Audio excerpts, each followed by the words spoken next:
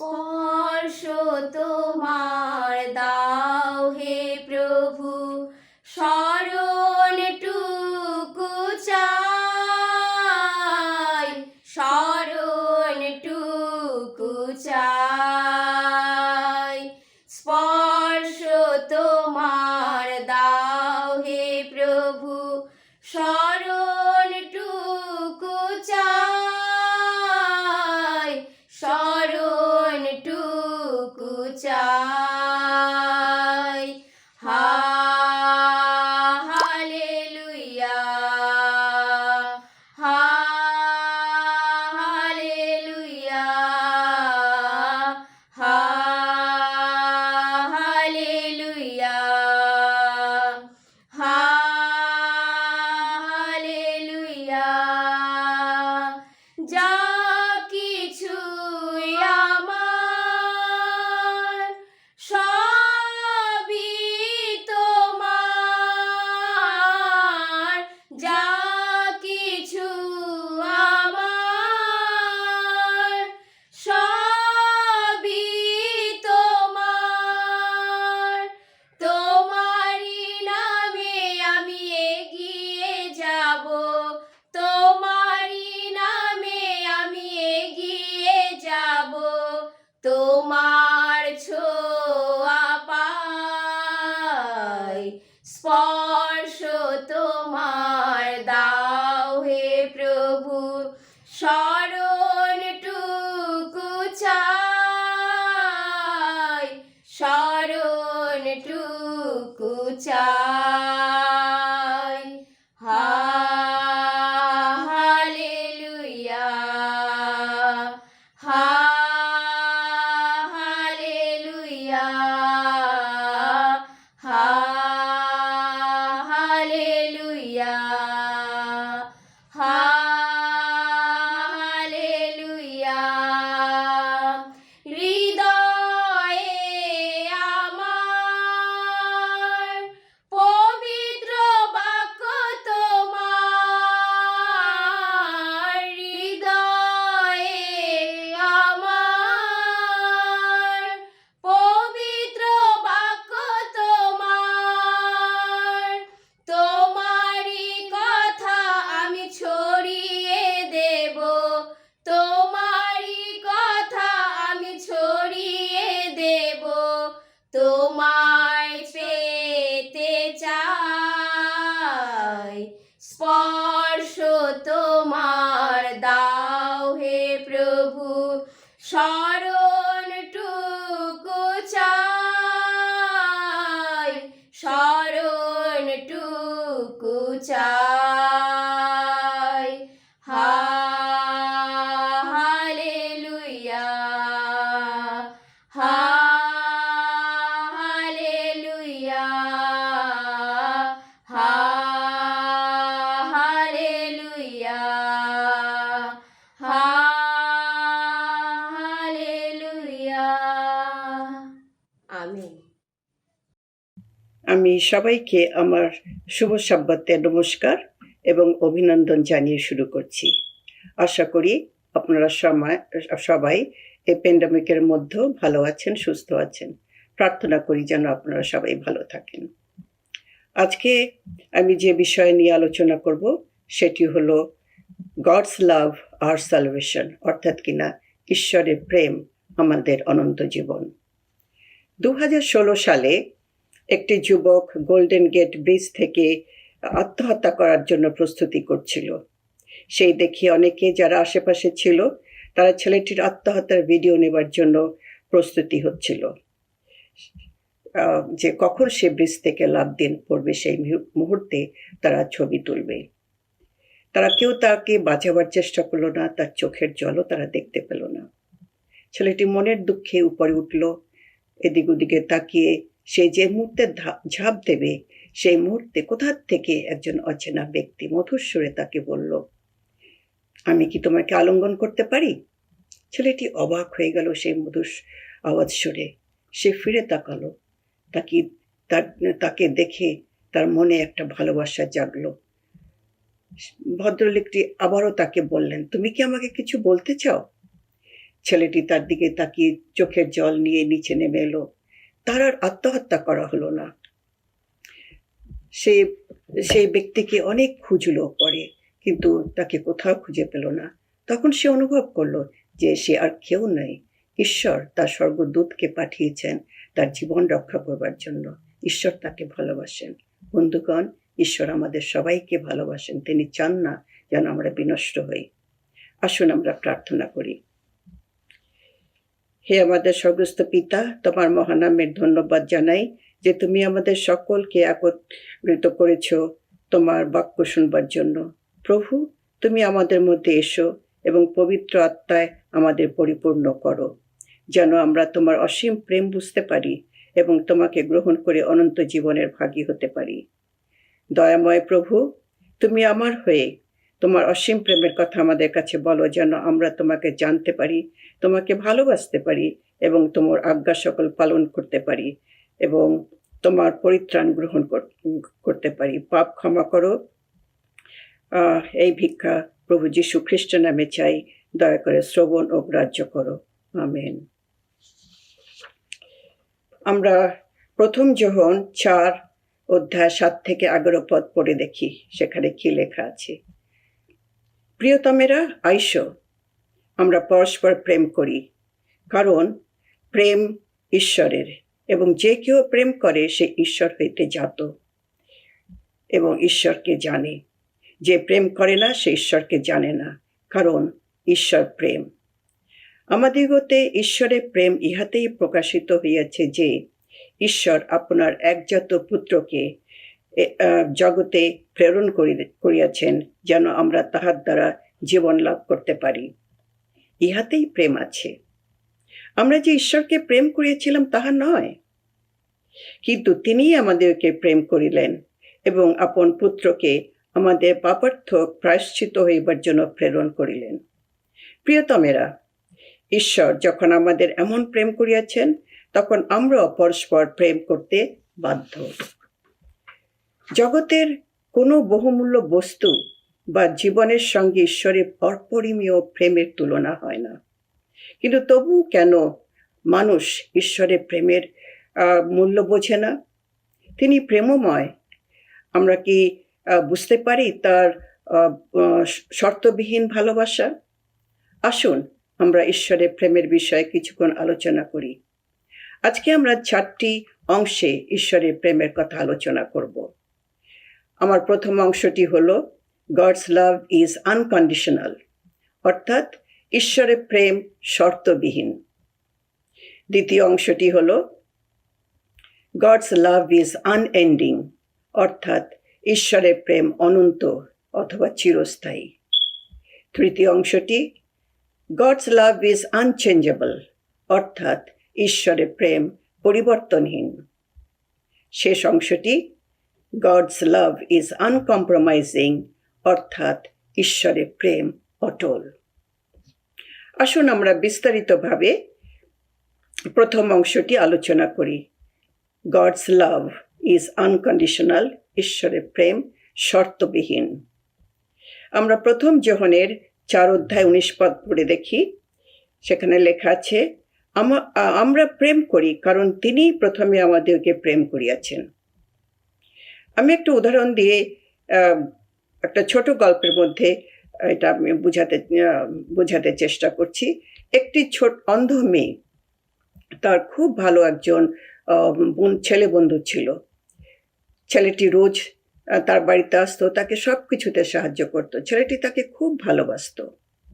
একদিন ছেলেটি তার কাছে বিয়ের প্রস্তাব রাখলো। মেয়েটি খুশি হয়ে বলল, হ্যাঁ, আমি তোমাকে বিয়ে করব, কিন্তু তার আগে আমি আমার এই 2 চক্ষু দিয়ে আমি সারা পৃথিবীকে দেখতে চাই। ছেলেটি চলে গেল। কিছুদিন বাদে একজন শুভাকাঙ্ক্ষী মেয়েটিকে তার 2 চোখ দান করলো। মেয়েটির অপারেশন সাকসেসফুল হলো। মেয়েটি নিজের চোখ দিয়ে সমস্ত পৃথিবীকে সে দেখতে পেল। একদিন তার ছেলে বন্ধুটি এসে তাকে বলল,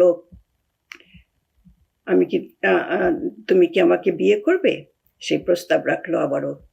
মেয়েটি তার দিকে অবজ্ঞা করে তাকিয়ে বলল, আমি এখন সব কিছু দেখতে পাই, আমি একজন অন্ধ ছেলেকে বিয়ে করব না। ছেলেটির খুব দুঃখ হলো। সে চলে যাওয়ার সময় মেয়েটিকে আস্তে করে বলল, তুমি আমার চক্ষু দুটিকে যত্ন করো। একেই বলে শর্তবিহীন প্রেম। আমাদের দয়াময় ঈশ্বর আমাদের সকলকে আমাদের প্রয়োজনীয় সব কিছু দান করেন।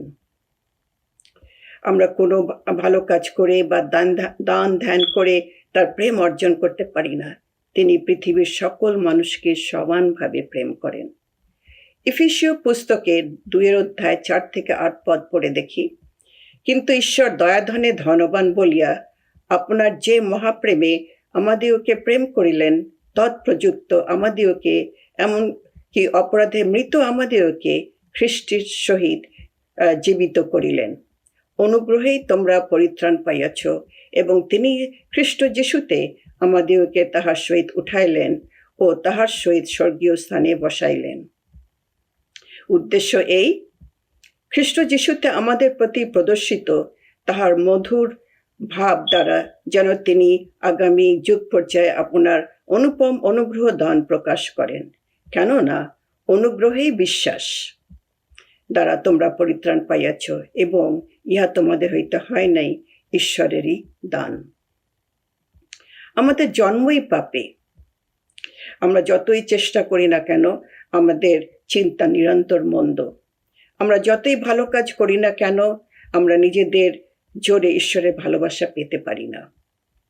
ধার্মিক, আমরা রোমিও 3:10-12 দেখি, ধার্মিক কেহই নাই, একজনও নাই।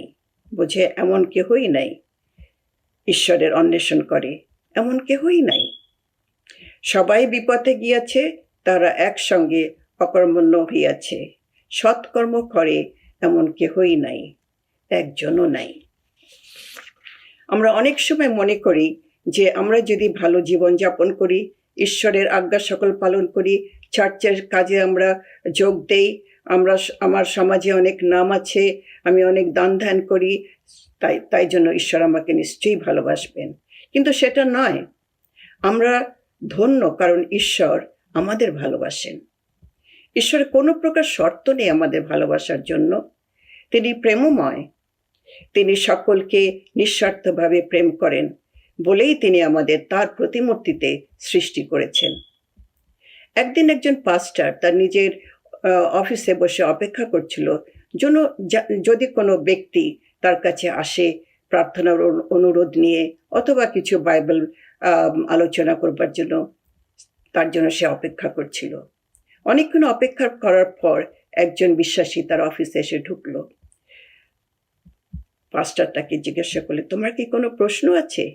উত্তরে সে বলল, আমি রোমিও 9:13 পড়ে বুঝতে পারলাম না, যেখানে লেখা আছে, আমি যাকবকে প্রেম করিয়াছি, কিন্তু এসাওকে অপ্রেম করিয়াছি। পাস্টার জিজ্ঞাসা করলেন, কোন অংশটা তুমি বুঝতে পারলে না?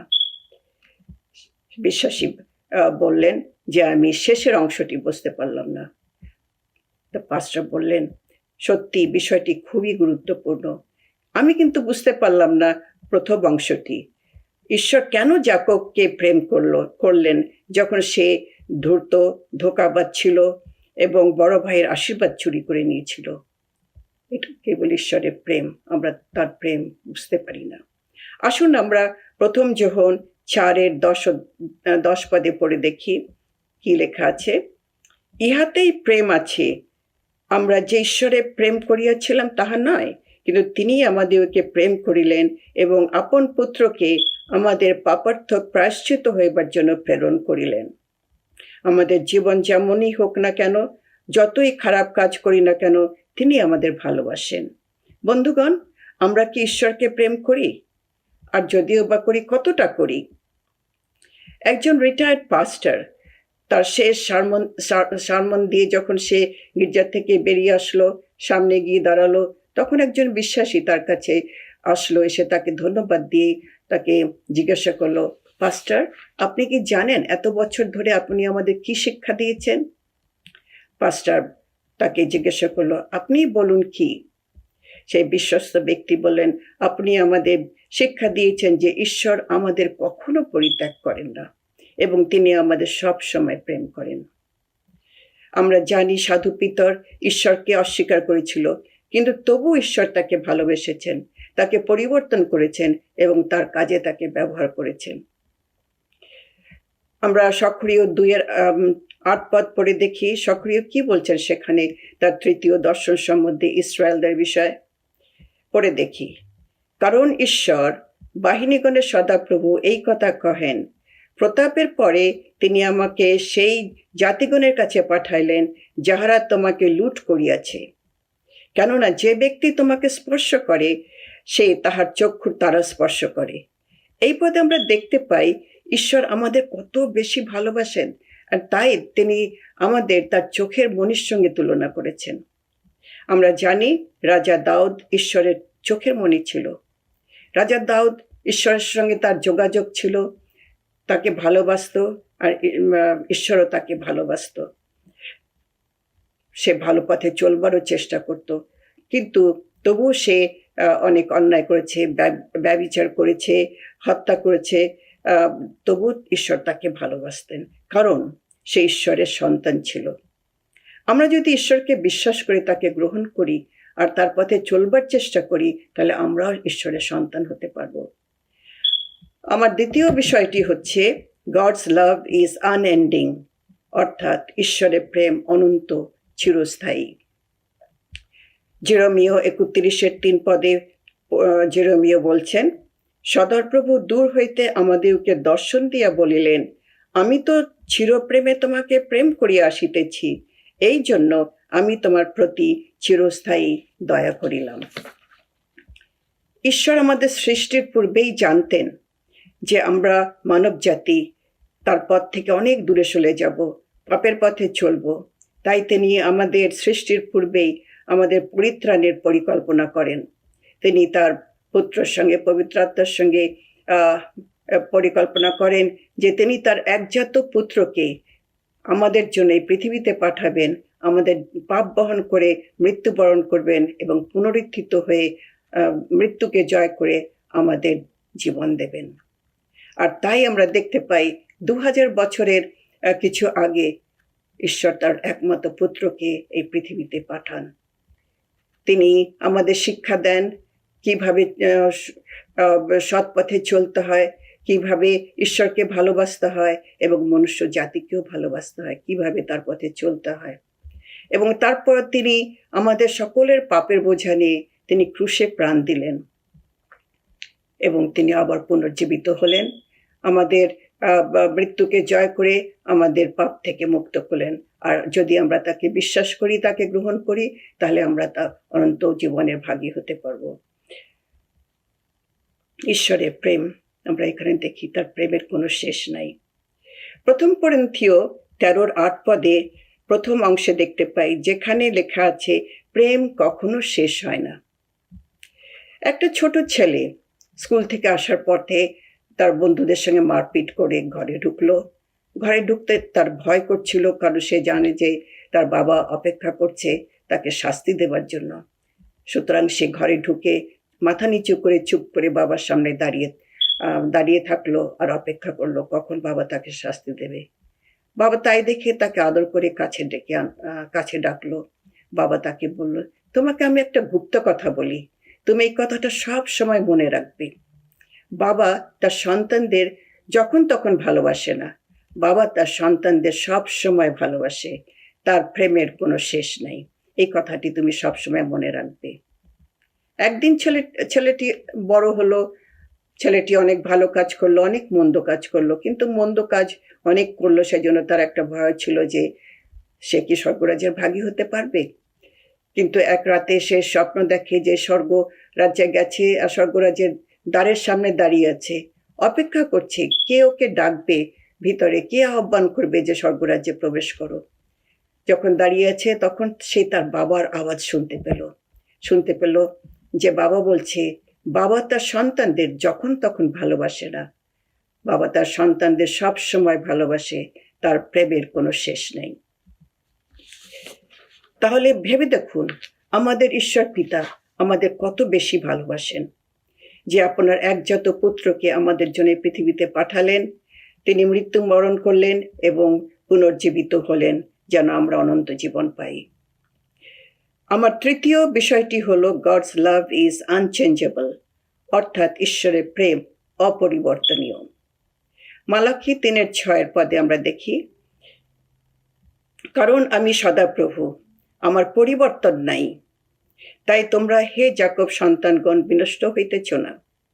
এই পদে আমরা দেখতে পাই, আমরা যতই অন্যায় করি না কেন ঈশ্বর আমাদের ভালোবাসেন, কিন্তু আমাদের পাপকে ঘৃণা করেন।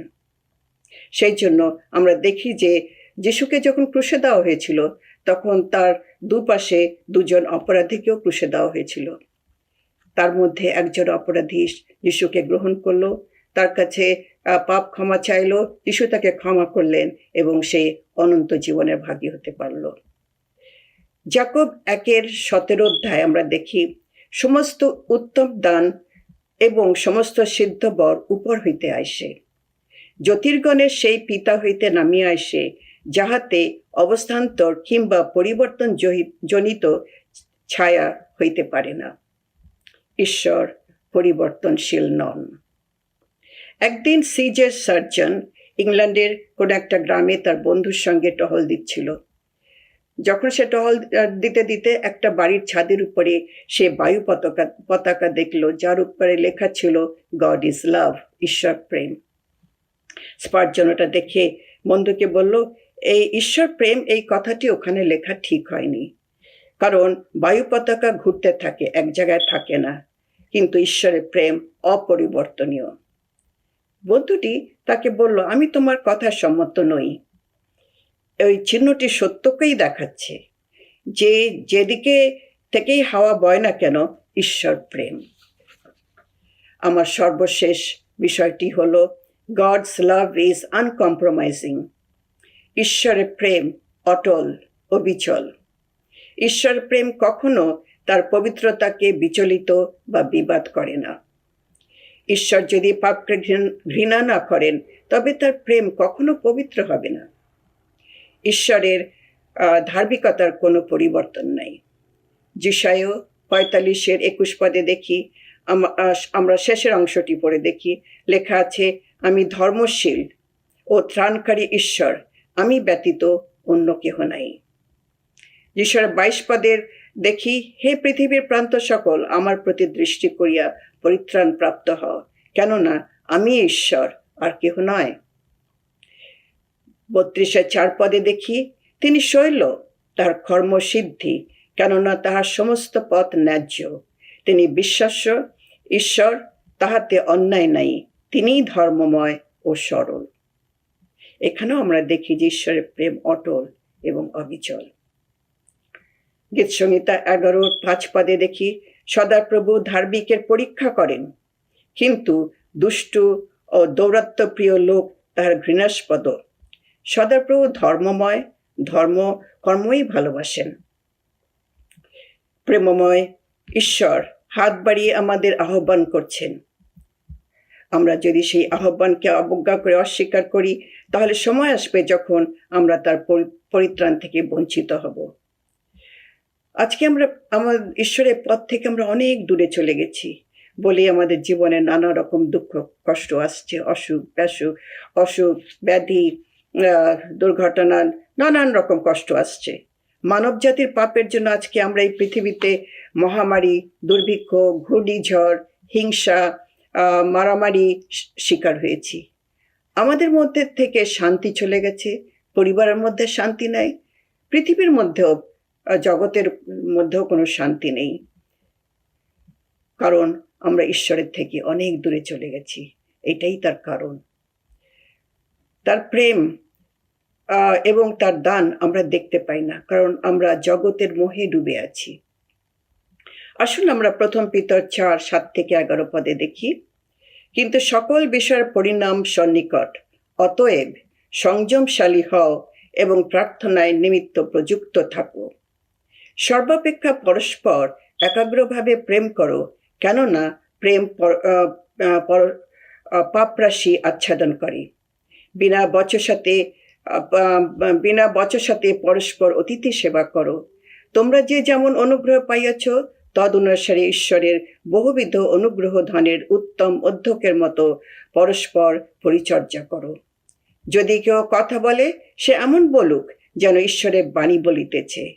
যদি পরিচর্যা করে, সে ঈশ্বর দত্ত শক্তি অনুসারে করুক, যেন সর্ববিষয়ে যীশু খ্রিস্টের দ্বারা ঈশ্বর গৌরবান্বিত হন। মহিমা ও পরাক্রম যুগ পর্যায়ের যুগে যুগে তাহারি। আমেন।